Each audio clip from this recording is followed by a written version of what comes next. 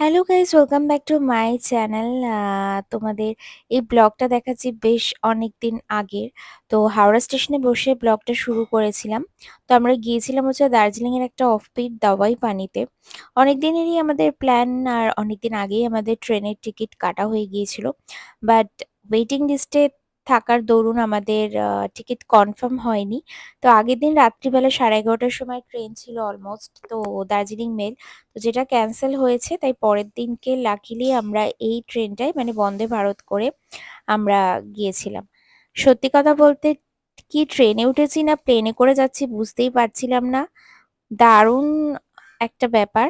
Executive ক্লাসে আমাদের ছিল গান টিকিট বুকিং। সবাইকে বলি আর যে এখানে আজকে আমাদের অনেকদিন প্রত্যেকেরই বাদে ট্রাভেল টিকিট রেডি করছি। করেই ছিল, মানে আর সিট এই এভেলেবেল ছিল। ট্রাভেলটা মানে কিন্তু সেটাকে খুবই আমাদের অ্যাডজাস্ট কাছে করে একটা নিয়ে আমরা সবাই মানে মিলে বসে হেক্টিক গেছিলাম, জার্নি মানে বলতে পারো। কাবলে কাবলে বসতে আর পেরেছি না, কলকাতার সবাই একটা সিচুয়েশন এই সময় খুব খারাপ, কম্পার্টমেন্টে কিন্তু হয়ে আমাদের গিয়েছিল। টিকিট অলরেডি আর বুকড ফার্স্ট হয়ে টাইম গেছিলো, তো ট্রাভেল আমাদের করছি, যেতে কিন্তু হচ্ছে। এত আর আজকে সুন্দর আমাদের ট্রেন ট্রাভেল বন্দে ভারত আছে করেছি ৫টা সেটা ৫৫, বোঝাই তো আমরা যায়নি যে অলরেডি আমরা ট্রেনে করে ট্রেনে যাচ্ছিলাম। উঠে পড়েছি। আর টিকিটের তো কস্টটা বাকি তো একটু কথা ওখানে বেশিই পৌঁছে ছিল। বলছি। আমরা পার যাচ্ছি হেড ছিল কোথায় সেটা প্রায় দেখতে 3 হলে আমাদের করে, ব্লগটা মানে তোমাদের 3K দেখতে করে। হবে। আমি সেই জন্য কথা বলছি, এছাড়া কারণ তো আমি এক্সট্রা ফার্স্ট টাইম বন্দে খাবারের ভারত সবকিছু এক্সপ্রেসে বন্দোবস্ত উঠলাম। ছিলই, মানে তো ব্রেকফাস্ট পুরো লাঞ্চ জার্নিটা তোমাদের সবকিছুই সাথে ছিল। শেয়ার করবো। সত্যি কথা এই বলতে কি এইরকম বসে জার্নি আছে আমি আমার আগে সাথে। কখনো করিনি, মানে এতটা সুন্দর ট্রেনে করে জার্নি এসিতে আগে গিয়েছি। আর তোমরা এখানে দেখতেই পাচ্ছ ডোরটা ক্লোজ হয়ে যাচ্ছে, এটা কিন্তু আমাদের ভেতরে আসার যে দরজাটা সেটাই। আর ট্রেনের পাশে বসে সুন্দর ধানক্ষেত দেখতে দেখতে আমরা চলে যাচ্ছিলাম। আর তারপরেই চলে এসেছিল আমাদের ব্রেকফাস্ট। আর ব্রেকফাস্টে আমাদের এখানে দিয়ে দিয়েছিল বিস্কিট, যে যেরকম যা খাবে, তার সাথে টি, কফি চাইলে কফি, মানে যে যা চাইবে তার সব রকমই ব্যবস্থা আছে। এছাড়া জল তো কম্পালসারি। আর এখানে ওটস বিস্কিটটা যেটা দিয়েছিল সেটা আমার তো বেসিক্যালি খুব ভালোই লেগেছিল। আরেকটা দিয়েছিল চায়ের কিট। আমি একটু দুধ চা খেতে অবভিয়াসলি প্রেফার করি। লিকার চাইলে লিকার, কফি থাকলে কফি। আর এই ফুড ট্রলিটা করে এই দিদিটা আমাদেরকে দিতে এসেছিল। আর হ্যাঁ, এর আগে আমাদেরকে কিন্তু ওরা একটা ইন্ডিয়ার ফ্ল্যাগ দিয়ে আর রোজ দিয়ে ওয়েলকাম জানিয়েছিল, কারণ সেই দিনকে ইন্ডিপেন্ডেন্স ডে ছিল। আমাদের কলকাতার পরিস্থিতি খুব একটা ভালো নেই, কিন্তু আমাদের ট্রেনের টিকিট বুকিংটা অনেক আগে থেকেই ছিল। আর মাঝে মাঝে এরকম হুটহাট করে আমরা বেরিয়ে পড়ি, তো ভালো লাগে। সাডেন প্ল্যানই বলতে পারো, মানে সাডেন প্ল্যান এটা ঠিক নয়, আগে থেকে তো একটু করেই রাখতে হয়, মিনিমাম 2-3 মাস আগে থেকে। কিন্তু কোথায় যাব কি করব, মানে কোনো অপশন না থাকলে কিভাবে কি ম্যানেজ করব সেটা আমাদের মাথায় থাকে। মানে ধরো এই যে টিকিটটা ক্যান্সেল হয়ে গিয়েছিল, এটা যদি ক্যান্সেল হয়েই যেত আমরা কিন্তু মানে প্ল্যান করে নিয়েছিলাম আমরা অন্য কোথাও একটা চলে যাব। তো এখানে তোমরা দেখতেই পাচ্ছ সুন্দর চা এসে গেছে। আর এই চাটা খেতে খেতে আমরা এনজয় করছিলাম বাইরের ভিউটা। আর আমাদের সামনে দেখতেই পাচ্ছ চেয়ারটা ঘোরানো। এটা কিন্তু পুরো মুভেবল চেয়ার, মানে তোমরা যেরকম চাইবে সেরকম চেয়ার কিন্তু ঘোরাতে পারো। এই বন্দে ভারতের এই এক্সিকিউটিভ ক্লাসে এই একটা ফেসিলিটি এক্সট্রা রয়েছে। এরপরে আমাদের টি টাইমের পর চলে এসেছিল সুন্দর ব্রেকফাস্ট, যেখানে দিয়েছিল টক দই, ব্রেড, স্যান্ডউইচ, আর তোমার তার সঙ্গে ছিল অমলেট দিয়ে, আর জুস ছিল, আর কর্নফ্লেক্স ছিল, দুধও দিয়েছিল, কলা ছিল, মানে অনেক ধরনের। ব্রেকফাস্টটা কিন্তু খুবই হেভি। আর আমার যেহেতু মাইগ্রেনের একটা সমস্যা আছে সেই জন্য আমি এত কিছু খাই না। তাই যেটা আমার ভালো লেগেছে, অর্থাৎ এই দুধ কর্নফ্লেক্সটা খেয়েছি, আর এখানে একটুখানি যে গ্রিন ভেজিটেবলসটা দেখছো সেটা ট্রাই করেছিলাম, আর এগটাও খেয়েছিলাম। আর ব্রেডটা আমি ওদেরকে রিটার্ন করে দিয়েছিলাম। সত্যি কথা বলতে কি খাবার নষ্ট করে কোনো লাভ নেই, কারণ অনেকেই খাবারের জন্য ওয়েট করে থাকে। তারপরে এখানে এই ব্যান্ডটা আসতে আমরা এটারও ভিডিওটা আমি করেছিলাম। আর দুজনে যেতে যেতে যত না গল্প করেছি তার থেকে বেশি করেছি ঝগড়া। বুঝতেই পারছো সকালের ট্রেন, আর সকালে মানে ভোর 5:30 এরকম সময় ট্রেনটা ছিল। আর সেখানে তো আমার বরের আগের দিন অফিস করে ঘুম হয়নি বলেও প্রচন্ডই রেগেছিল। সবসময়ই রেগে থাকে, তো ওই দিন সকালবেলা আরেকটু বেশি রেগেছিল। তো ওর মন ভোলাতে ভোলাতেই যেতে হচ্ছিল এখানে, কারণ এই খাবার দেখেও ভাবছিল কি খাবে কি করবে, একটু কনফিউজড হয়ে যায় কি করবে না করবে সবকিছু বলে বলে দিতে হয় ওকে। তো যাই হোক বেশি কথা বলিনি, কারণ ও রেগে যাচ্ছিল। তারপরে ও হ্যাঁ, তারপরে লাঞ্চ চলে এসেছিল। লাঞ্চটা সত্যি কথা বলতে কি ভালো ছিল না, কারণ লাঞ্চটা উঠেছিল একটা জায়গা থেকে যেখান থেকে আর কি লাঞ্চটা দিয়েছিল, মানে খাবারে অনেক প্রবলেম দেখা দিয়েছিল। খাবারটা বোধহয় বাসি ছিল, আর খাবারে আমার বোনরা যে খাবারটা নিয়েছিল ওতে মাছিও ছিল। আর যে চিকেনটা ছিল আর কি, আমরা ননভেজ নিয়েছিলাম। তো চিকেনটাও ভালো ছিল না, এটা রুটিগুলো তো একদমই খারাপ। আমার খুব একটা কিছু অসুবিধা হয় না, মানে খুব একটা গন্ধ বা খুব একটা বাসি না থাকলে আমি খেয়ে নিই, অত বেশি খাবার নিয়ে ইয়ে করি না। একটু চুজি কি খাবো সেটা আমায় দেখতে হয়। কিন্তু বাকিদের একটু সমস্যা হয়েছিল। যাই হোক, তারপর ট্রেন থেকে আমরা নেমে গিয়েছিলাম দুপুরবেলা। ওই অলমোস্ট আমাদের ২টো এরকম সামথিং আমরা নেমে গিয়েছিলাম।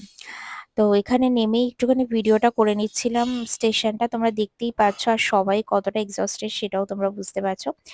আমরা নেমেছিলাম হচ্ছে এনজেপি স্টেশনে। ওখানে নেমে আমরা এই ট্রলিটা নিয়ে আমাদের এসকেলেটর করে যেতে হচ্ছিল। আর একটু বলেছিলাম ওকে আমি ২টো ব্যাগ নিই, তাহলে দুজনেরই ক্যারি করতে সুবিধা হবে। বাট ও বলল, "না, একটা ট্রলি নিয়ে নিই, তাহলে ইজি হবে।"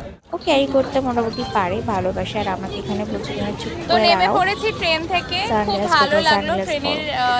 বলে এক্সপিরিয়েন্স। আবার বন্ধুরা সানগ্লাস বার করে ফার্স্ট দিচ্ছিল। আর কথা দুজন মিলে জড়িয়েছে এখানে দাঁড়িয়ে বন্দে আছি ভারত আর ফার্স্ট ওয়েট টাইম। করছিলাম তো কিসের বলো তো? ওয়েট করছিলাম খুবই আমাদের ভালো গাড়ি লাগলো। অলরেডি আর বুক এখানে করা ছিল, হচ্ছে সেই আমাদের গাড়ি গাড়ি অলরেডি বলা আসবে রয়েছে, তারপর। তো গাড়ি আর সেই আসছে। দিনকে ৮ ইন্ডিপেন্ডেন্স ঘন্টার মতো ডের সময় জন্যে লাগবে। পুরো আর রাস্তায় আমরা বাইকের এনজেপি স্টেশনে র‍্যালিতে নেমে এখন দাঁড়িয়ে এতটাই আছি জ্যামে ফেঁসে ট্রেনে। গেছিলাম আমরা। আমার তার আগে সানগ্লাসটা ব্যাগের দাদাও, মানে ভেতরে যে বলে বার করতে গাড়ির পারছি না। ড্রাইভার দাদা ও আসছিলেন, সানগ্লাস পরবে। ওরা তো চলো বাকি বাঙালি কথা নয়, ওখানে ওরা গিয়ে চলে। নেপালি। তো ওরা না বেসিক্যালি খুব ভালো, মানে ওদের উপর যে রাগ করে তুমি ২টো কথা বলবে সেটাও বলতে পারবে না। কারণ এতটাই ভালো, মানে এসেছে অনেকটাই লেট করে। বাট আমাদের কিছু করার ছিল না, আর কিছু বললামও না। মানে ওদের এত সুন্দর একটা বিহেভিয়ার, মানে কিছু বলার আর কোনো উপায় ছিল না। অ্যাকচুয়ালি আমাদের সাথে যে আরেকজন ছিল আরকি, তার একজনের শরীর খারাপ করে গিয়েছিল। তো তাই জন্যেই আমাদের বেসিক্যালি একটু তাড়াহুড়ো ছিল। এই আর ওরা তো এখানে চলে আমরা সবাই যাচ্ছে। একটা জায়গায় এসে ব্যাগটা রাখলাম, একটু শেল্টার মতো নিলাম। অনেকেই ওয়েট করছিল বোধহয় গাড়ির জন্যে। আর এই যে গাড়িটা আমাদের এসে গেছিল অলমোস্ট। তারপরে গাড়িতে উঠে আমরা জার্নি শুরু করলাম আমাদের দাওয়াইপানের উদ্দেশ্যে। আর বর্ষাকালের পাহাড়ির ওয়েদার কিন্তু দারুণ। এখানে যেতে না যেতেই এই ভিউ গুলো দেখছি আর ভাবছি কোথায় আমাদের কলকাতা আর কোথায় মানে পাহাড়ি জায়গা। তো সত্যি কথা বলতে কি, পুরো ফ্রেশ ওয়েদার আর কোনো পলিউশন নেই। একদম পলিউশন নেই বললে ভুল হবে, কিন্তু মানে ওখানে খুব একটা বেশি পলিউশন নেই। আর যেতে যেতেই রাস্তার সুন্দর ভিউটা ক্যাপচার করলাম। আর পুরো মেঘে ঢাকা চারিদিক, মানে যত উঁচুতে উঠছি আমরা মেঘ পাচ্ছি। তো যেতে যেতে আমরা একটা জায়গায় হল্ট করলাম। সায়ন বলল একটুখানি ইয়ে খাবে, কি বলে ওটাকে, মোমো খাবে। আর আমি তো একটুখানি ফ্রেশ হতে গিয়েছিলাম, চোখে মুখে জল দিচ্ছিলাম, ভাবছিলাম আমার একটুখানি বমি হবে, কারণ আমার না একটু মোশন সিকনেস আছে। তো ওই সমস্ত খাওয়া-দাওয়া করে তো তারপর চলে গিয়েছিলাম আবার গাড়ি করে। আর এই যে দেখছো বাইকে করে, এই বাইকগুলো কিন্তু ২ টো ৩ টে না, প্রচুর বাইক ছিল। আমি তো রাস্তা দিয়ে যেতে, যেতে একজন মানে বাইককে জিজ্ঞাসাই করলাম, একটু বাঙালি মতো দেখতে লাগলো। তো বলল অনেক, এরপরেও আরো অনেক আছে। আর এই যে মেঘগুলো দেখছো, এরকম মেঘ আরো উপরে অনেক ছিল। আমরা যেতে, যেতে প্রচুর মেঘ পেয়েছি, দারুণ ওয়েদার। আর তাওয়াই পানি ঢুকতে, ঢুকতে আমাদের প্রায় সন্ধে হয়ে গিয়েছিল। এই অন্ধকারে তোমরা কতটা কি বুঝতে পারছো জানি না। এটা হচ্ছে তাওয়াইপানির রাস্তা। আর রাস্তা কিন্তু ভীষণ স্ক্যারি। আগেও আমরা যখন চটকপুর বা বিজনবাড়ি গেছিলাম, যারা ব্লগগুলো দেখেছো তারা জানবে। এই রাস্তায় মানে পাকাপোক্ত ড্রাইভার না হলে কিন্তু গাড়ি চালানো একদমই সম্ভব নয়। আর এখানে ঢুকতে, ঢুকতে আমাদের একটু ভয়ই লাগছিল, কারণ আশেপাশে খুব একটা মানুষজন নেই বললেই চলে। অফ পিট যেহেতু, সেখানে মানে শুধু কয়েকটা হোমস্টের লোক যারা থাকে, তো তারা ছাড়া এখানে কেউ নেই। আর এই অন্ধকারে কি ভিডিও তোমরা বুঝতে পারছো জানি না, বাট পুরোটাই কিন্তু আমাদের এই হোমস্টের পথ। তো যেতে না যেতেই আমাদের হোটেলে বলাই ছিল চিকেন পকোড়া আর মোমো, সেটা রেডি ছিল। একটা শারদিয়ারা যে রুমটা আমার ছিল সেই রুম থেকে ভিউটা। তো আমরা একটুখানি স্টার্টার খেয়ে না খেয়েই আমরা চলে এসেছিলাম নিচে ডিনার করতে, কারণ অনেকটাই আমাদের রাত হয়ে গেছিল, সেদিন আর কিছু প্ল্যান ছিল না। বেসিক্যালি আমরা ওই রুমে ঢুকে আড্ডা দেবো, এটাই আমাদের প্ল্যানিং ছিল। তারপরে চলে গিয়েছিলাম আমরা ডিনার করতে। ডিনারে ভাত আর মাংসই ছিল।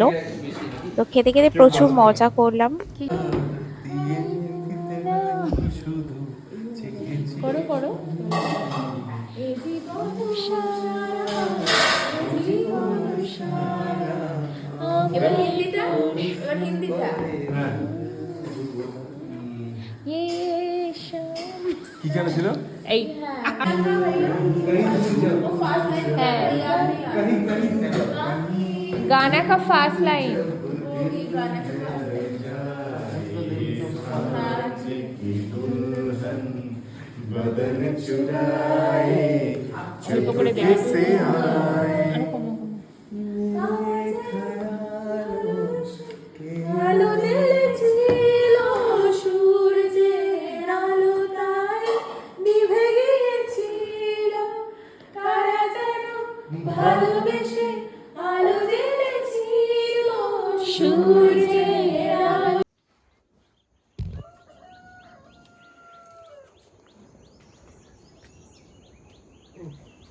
यार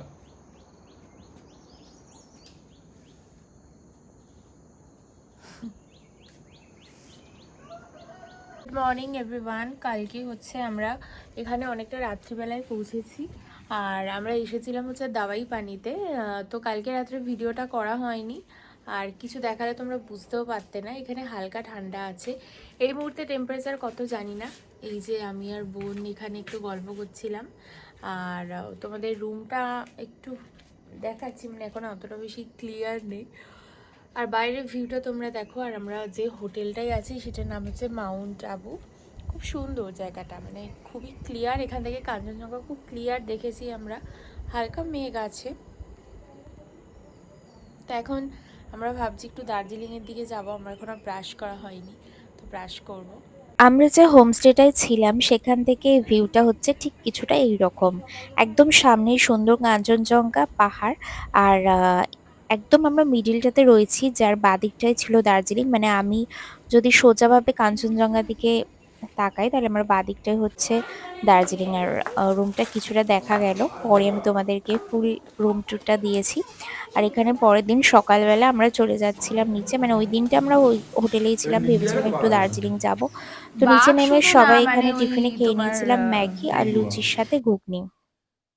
তারপরে আমরা আশেপাশের এই ভিউটা দেখতে বেরিয়েছিলাম আর কিছু ভিডিওস বানানোর জন্য আমরা বেরিয়েছিলাম। আর আমাদের এই হোটেলটা তোমরা এক ঝলক দেখে নাও, সরি হোমস্টেটা তোমরা একবার দেখে নাও। এই হোমস্টেটা ঠিক কিছুটা এরকম। আর এই কনস্ট্রাকশনটা বোধহয় নিউ হয়েছে, মানে বললো এটা অনেক দিনই হয়েছে, মানে 1 বছরের বেশি, কিন্তু খুবই নতুন লাগলো আর কি। তো এই নিচটা দিয়ে আমরা গিয়ে ওখানে ব্রেকফাস্টটা করেছিলাম আর কি। ব্রেকফাস্ট করে নিয়ে আমরা হোমস্টের সামনে একটুখানি জায়গা ছিল ভিডিও করার জন্য, তো সেখানে গিয়েছিলাম। আর ভিউগুলোকে এনজয় করার জন্য গিয়েছিলাম। তো দারুণ দারুণ ফটোও আসছিল। একদম সামনেই, একটু নিচের দিকে নামতে হয়েছিল। আমরা সবাই মিলে সেখানেই গিয়েছিলাম। তো কি করব, দার্জিলিং এর প্ল্যানটা তো ক্যান্সেলই হয়ে গিয়েছিল, কারণ একটুখানি একজনের শরীর খারাপ ছিল আমাদের গ্রুপের মধ্যে। কিন্তু আমাদের যাওয়ার খুবই ইচ্ছা ছিল। মানে আমার বেসিক্যালি দার্জিলিং মানে অত ভালো করে ঘোরা নেই, সেই ছোটবেলায় গিয়েছিলাম। আর এখানে বোন থাকতে একবার এসেছিলাম। তো যাই হোক, তো আমরা গিয়েছিলাম ওখানে, ভিডিওস করলাম আর ফটোও তুললাম। আর তোমরা দেখো, তোমাদেরকে কি বলছিলাম এই মুহূর্তে আমার মনে নেই।